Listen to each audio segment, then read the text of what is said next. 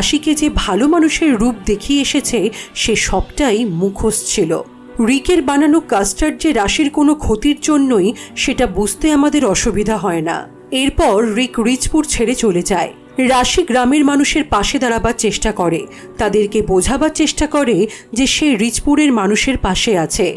এরপর থেকে রিচপুরের মানুষেরাই ঠিক করবে যে রিচপুর কিভাবে চলবে। রাশি ব্যানার্জি শুধুমাত্র তাদের প্রতিনিধি। রাশি যখন সবাইকে এই কথাগুলো বলছিল ঠিক তখনই ঘটে যায় দুর্ঘটনা। রিকের বানানো কাস্টার্ডের এফেক্ট শুরু হয়।